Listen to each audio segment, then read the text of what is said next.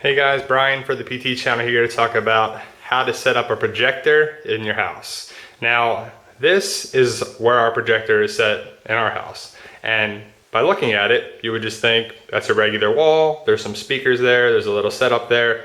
It's got a TV station, but there's no TV. And that's kind of, we wanted to design it there.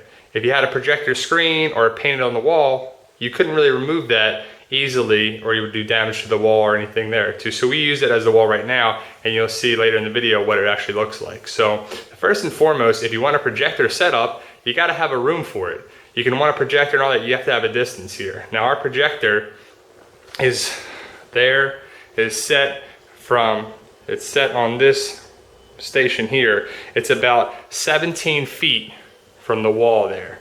And that's the throw distance that is very important, and it puts up the screen by 53 by 102 roughly. And that's what you need, a big enough room for it. So if it stopped, there, to put it there, it would be a smaller screen because the size, so the distance matters. So first and foremost, you need a room for it. Second, you need a projector. You need a room for the projector, then you need a projector to put, of course, if you want a projector. But ultimately, this is an older projector that I bought about 7-8 years ago. It's a Mitsubishi DLP 720 HD projector. It's pretty good. I mean, we don't use it all the time, but when we do, it's worth it. But they're so much cheaper nowadays. So this is an older model. When the lens or the lens goes out, I'm just gonna buy a new one because lenses can be $400 and I can get a projector for half that, or a way better one for that too. I like HDMI, so it's easier to hook up, just one cable, and that's what this is. An HDMI cable, in case you didn't know, I don't know who's looking at it, but it's just got the one connection there, and it's audio and video. This is one from a PlayStation 4, but we have a couple different ones. So that's HDMI, very important. And here's the back of it. It's got the power connection, the HDMI input, computer input if you want that, serial input, and the component audio and video, S-video in there too. And that's really all it is. So the HDMI cord, we just put the HDMI in and the power cord, and that's all we really use it for. Third, you need a receiver. Now this is an older receiver that I had. I'm not gonna take the one I have hooked up already, but it's an Onkyo receiver. I like Onkyo, it's a good brand on there too. It's got a different multitude of inputs. Got the HDMI, very important. It's got a tuner to hook up to the radio and everything. So you can hook up a bunch of different inputs to it. But this is a silver one, they make black and silver.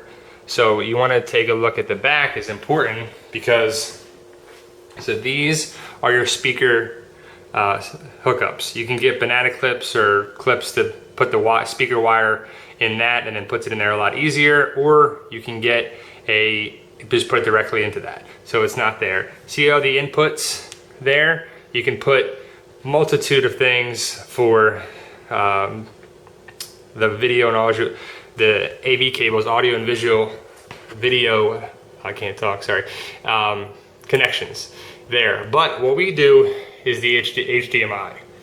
Now you have the HDMI in 1 and 2, once it focuses, there you go, the 1 and 2, and then it only has one out. Most of them only has one out, but they'll have a multitude of inputs. So you can hook up a PS3, PS4, Xbox, cable box, DVD player, whatever, in 1 or 2, or 1 and 2, whatever, and then the output will just go to the projector. So the output's all you need is the 1, because the projector is the 1 output, so it doesn't really matter. So if you have the 1 and the 2, you can hook it up and you just switch it. If it's HDMI 1, whatever you want to use, it's just a tab switch on there. So the receiver is very important with a couple different inputs, and then the output will usually be about 1. So check out Onkyo online. As you can see, I'm going through the PlayStation 3 on the wall there, and that's just a regular wall, and it's just no paint, no screen, no nothing. It's just a white regular wall, and the quality is pretty good. It's an older projector. Sorry, it's booting up through the Netflix thing through the PlayStation 3, but definitely it's too much light coming from the kitchen right there. The darker the room, the better it is, of course. But it's still a pretty good picture. And you don't have to have the best projector or tear up a wall or put on there as well to get it started. Initially you just have to have a wall and a throw distance to get it, because the farther back the projector is, the better. Now here's just a example of what it could look like on yours, and this is just a paused image of the Walking Dead episode, but you see I want to show a lighter image on there. And again, this is just on the wall. There's no canvas or frame or screen, projector screen or paint or anything, and looks pretty good. I mean, it's a regular wall with Kiln's primer on there. You just have to have no blemishes on the wall, no pinholes or marks or nail holes or anything, and it comes out pretty good. And our distance from the wall to our projector here is roughly about 17 feet. So that's called the throw distance, and you need to have that a good amount of distance to have the bigger image. The projector would just be a projector and project the image that's there. You have to have sound and have a receiver and speakers and everything, but that's really not too much to really ask for. And that's really what we have here. So we're gonna block the thing for a little bit. But so we have our setup with the bigger speakers there. We got the center speaker there, and then the other speaker. And the wires are hidden pretty good. They're around the way there, and got the subwoofer there, and it goes underneath the mat to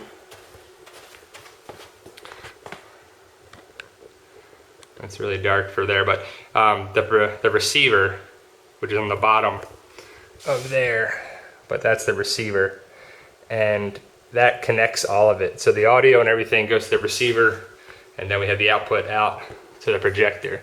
So our setup is just the little media tower there. I had to turn it to fit it a little bit better, but it really should be facing the other way. So that's the side right there. And that's the front. But I turned it for that and put in HD projector on Amazon. You'll find some decent deals. The better ones are for the better ones cost more money, but you want to have ones that have a lot of lumens. So if you have lower lumens, that is the brightness of the light, the natural light. You have to have it pretty dark in there too. So you want lumens in the thousands. So check what you have there, check the reviews, check what it is there. But you know, with the blinds open, you see it kind of puts it a little darker in there as well. So, you know, when you have the blinds or the room darkness, it'd be better if it was just a regular room. But you see how it changes? It looks so much better. With a little darker in there, it adds the brightness to it, and that makes a whole big difference on there as well. So check out the things online on Amazon to see what you can do for your budget and everything, but you got to get speakers and a receiver in there too. So, and usually a media tower to host it all and control it all and contain it. So what you want to do is look online, start buying them in pieces, or see what you can do for deals. And that's really a projector. It's really not too much, not a budget buster. So always guys, like, share, subscribe, all that good stuff. Post comments, questions. Maybe we can help you, hopefully we can. And as always, thank you.